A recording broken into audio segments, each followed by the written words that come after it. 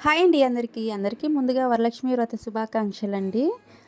ఇంక రోజు లేచే కంటే కూడా ఇవాళ కొంచెం త్వరగానే లేచేసి ఇంట్లో పనులన్నీ కూడాను ఫాస్ట్‌గా కంప్లీట్ చేసేసుకున్నానండి. పిల్లలు లేవకముందే ఇంట్లో పనులన్నీ కూడా అయిపోయాయి. ఇంకా మా వారైతే ఇప్పుడే బయటికెళ్ళేసి మామిడి తోరణాలు, అరటి తోరణాలు, తామర పుష్పాలైతే తీసుకొచ్చారనమాట. అసలు ఎంత ఫ్రెష్‌గా ఉన్నాయండి తామర పువ్వులైతే.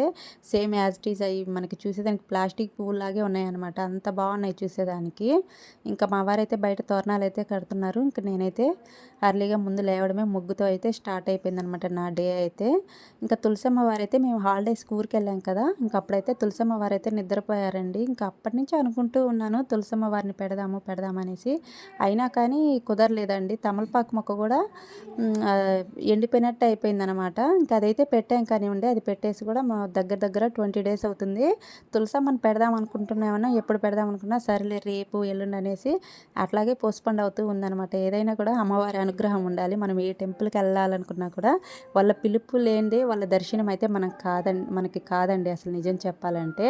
ఇంక ఇవాళకైతే అమ్మవారు అనుగ్రహించిందేమో. ఇంక ఇవాళైతే ఇంకా రోజు కూడా మంచి రోజే కదా! ఎటు వరలక్ష్మి వ్రతము శుక్రవారం రోజనేసి ఇంకా తులసమ్మ వారిని తులసి కోట అంతా కూడా చక్కగా పసుపు కుంకుమతో అయితే పూజ చేసుకొని తులసమ్మ వారిని అయితే పెట్టేసుకున్నానమాట. గడపలంతా కూడాను పసుపు కుంకుమతో పూజ చేసుకున్నాను. గడపలంటే మాకు కింద సైడ్ అయితే దర్వాజలాగా అయితే ఇవ్వలేదండి. అంతా రాయితోనే ఇచ్చారనమాట. మనకి దర్వాజలాగా అయితే చెక్కతో గడప అంటారు కదా! గడప ఇచ్చారంటే చాలా బాగా అనిపిస్తది. ఫ్రైడేలకి అట్లాగా మనము శుక్రవారం రోజు పసుపు కుంకుమతో పూజించుకున్నామంటే అసలు చాలా బాగా అనిపిస్తది కదా! మాకు ఇంకా రాయిలాగే అట్లాగా మొత్తం అంతా ఇచ్చేశారు కాబట్టి ఇంక నేను దానికే పసుపు కుంకుమతో పూజ చేసుకుంటాను.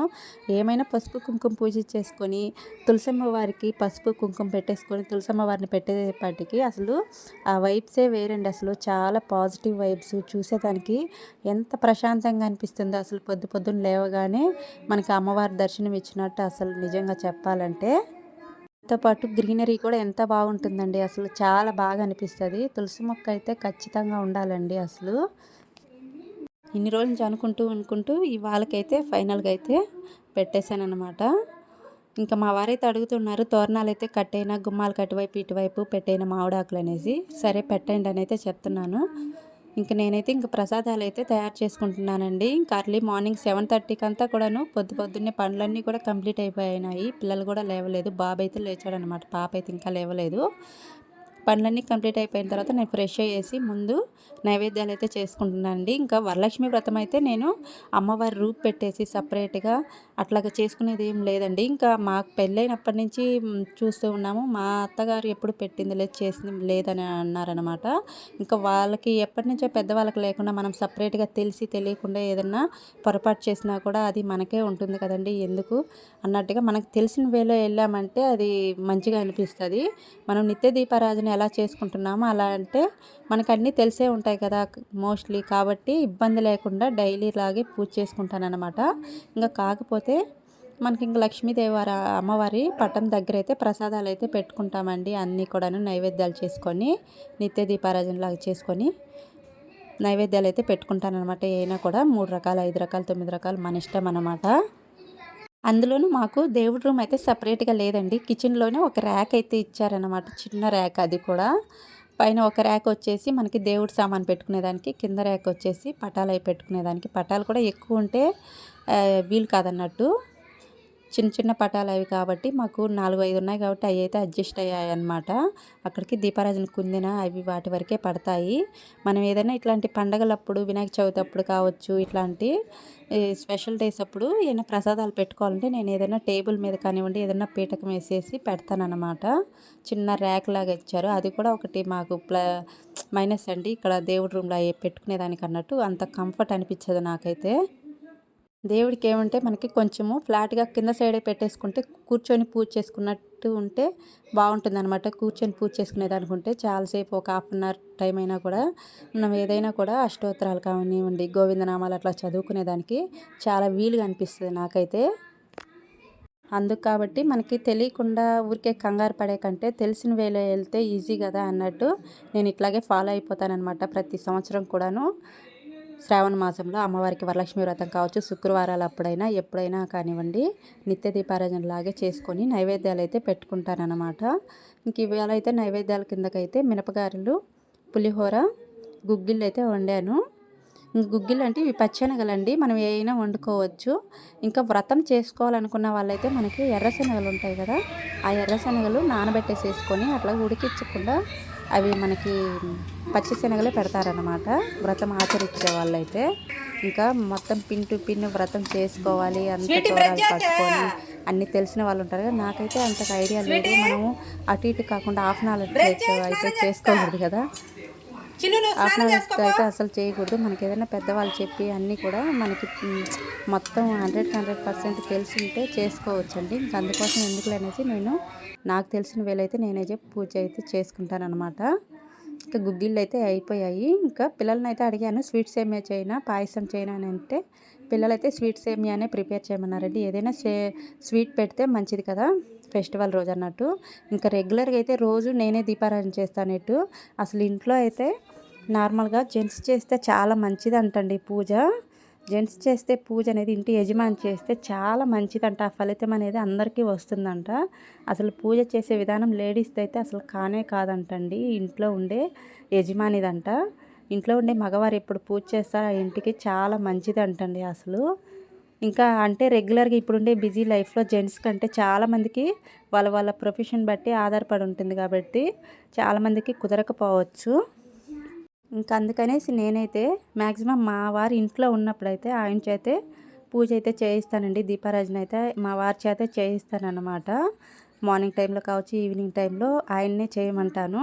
ఎప్పుడో ఉంటారు కాబట్టి ఇంకా వాళ్ళతో చేస్తే మంచిది కదా! ఉన్నప్పుడైనా చేస్తే మంచిది కదా అన్నట్టు ఆయనతోనే పూజ అయితే చేయిస్తాను నేనైతే. నేనైతే చాలా హ్యాపీ అండి నిజం చెప్పాలంటే. అసలు ఎప్పుడు మా పెళ్ళై ఇన్ని సంవత్సరాలు అవుతుంది. ఎప్పుడు కూడా వరలక్ష్మి వ్రతంకి మా వారు ఇంట్లో ఉన్నదే లేదసలు. డ్యూటీ అనేసి ఎర్లీ మార్నింగే వెళ్ళిపోయేవాళ్ళు. ఎప్పుడో నైట్‌కొచ్చేవాళ్ళు. ఒక్కొక్కసారి అయితే నైట్ డ్యూటీ అనేసి కూడా రాని పరిస్థితులు కూడా ఉన్నాయన్నమాట. చాలా రేర్ అండి ఈయన ఇంట్లో ఉండడం ఇట్లాంటి ఫెస్టివల్ టైంలో అయితే మాత్రము. ఇవాళైతే ఇంట్లో ఉన్నారు. నాకైతే చాలా హ్యాపీ అనమాట. ఇంకెప్పుడైనా కూడా లాస్ట్ ఇయర్ కూడా ఎప్పుడో లేట్ నైట్ అయితే వచ్చారండి. 9:30, 10:30 అయిందనమాట వచ్చేపాటికి. అప్పుడైతే పూజ అంతా కంప్లీట్ అయిపోయిన తర్వాత నేనైతే బ్లెస్సింగ్స్ అయితే తీసుకున్నానండి. ఇట్లా ఇంట్లో ఉన్నప్పుడైతే నేనైతే మిస్ చేసుకోకుండా కంపల్సరీ ఆయనతోనే పూజ అయితే చేయిస్తాను. మా పాప అయితే చూడండి గంట అయితే కడుతుంది. ఇంకా అమ్మవారికైతే శారీ, గాజులైతే పెట్టుకున్నాను. ఇంకా అమ్మవారి బ్లెస్సింగ్స్ లాగా అయితే ఇంకా మనం తర్వాత అయితే బ్లౌజ్ స్టిచ్ చేయించుకొని కట్టుకుంటే అమ్మవారి ఆశీర్వాదం అన్నట్టు. ఇంకా నాకు కుదిరినంతలోనే ప్రసాదాలైతే నైవేద్యాలైతే పెట్టేసుకున్నాననమాట. ఒక 5 రకాలైతే సింపుల్‌గా, ఈజీగా అయ్యేటట్టు చేసేసుకున్నానండి. ఇంక ఫైనల్‌గా పూజ అయితే కంప్లీట్ అయిపోయింది. పులిహోర, దద్దోజనము, స్వీట్ సేమియా, గారెలు, గుగ్గిళ్ళు అయితే ప్రిపేర్ చేశానండి. మాకు 9:30కి అంతా కూడాను పూజ అంతా కంప్లీట్ అయిపోయిందనమాట చక్కగా. ఇంకా పూజ అంతా కూడా కంప్లీట్ అయిపోయిన తర్వాత మా వారి దగ్గర బ్లెస్సింగ్స్ కూడా తీసుకున్నానండి. దాంట్లో అయితే నేనైతే ఎంత హ్యాపీగా మురిసిపోయాను ఇవాళ అయితే మాత్రము. ఎప్పుడు లేదా నాకైతే అసలు ఈ అవకాశం అయితే ఎప్పుడు వచ్చేది కాదు. అందుకోసం ఇంత హ్యాపీ. ఎప్పుడు ప్రతిసారి తీసుకునే వాళ్ళకి ఇంత హ్యాపీ అనిపించదేమో కానివ్వండి. మాకు రేర్‌గా ఇట్లాంటి అవకాశం వస్తది కాబట్టి నేనైతే చాలా హ్యాపీగా ఫీల్ అయ్యాననమాట. ఇంకా మా పాపకు కూడా స్నానం చేసి రెడీ చేశాను చిట్టి తల్లిని. కాళ్ళకి పసుపు పూసుకుంటుంటే నాకు కూడా పూయి మమ్మీ అని అనిందనమాట. ఇంకా పాపకు కూడా పూసేసాను. ఇంకా ఫైనల్‌గా మా వారి దగ్గర అయితే బ్లెస్సింగ్స్ అయితే తీసుకున్నానండి. నేను అదే అంటూ ఉన్నాననమాట. ఎన్ని రోజులకి ఇట్లాగా పూజ చేసుకున్న వెంటనే ఇంట్లో ఉండడము. అసలుకి మా పెళ్ళయి 13 ఇయర్స్ అవుతుంటే 13 ఇయర్స్‌లో ఇప్పటికి లేరండి మా వారైతే. ఎప్పుడో లేట్ నైట్ రావడము, లేదంటే నైట్ డ్యూటీస్ పడడము అట్లా కుదిరేది కాదన్నమాట. ఇంక ఫైనల్‌గా పూజ అంతా కూడాను కంప్లీట్ అయిపోయిన తర్వాత ఇంకా పిల్లలకి ఇంక అందరికి కూడా మా వారికి అందరికి కూడా పెట్టేశానండి చక్కగా. ఇక నైటే మినపప్పు చట్నీ అవన్నీ కూడా ప్రిపేర్ చేస్తున్నాననమాట. ఇంకవి చేసినవి నైవేద్యాలన్నీ కూడాను తలా కొంచెం పెట్టేసేసుకొని తినేసేస్తున్నారు. చూశారు కదండి సింపుల్‌గా నేను చేసుకున్న వరలక్ష్మి వ్రతం రోజు నా పూజా విధానం ఇదనమాట.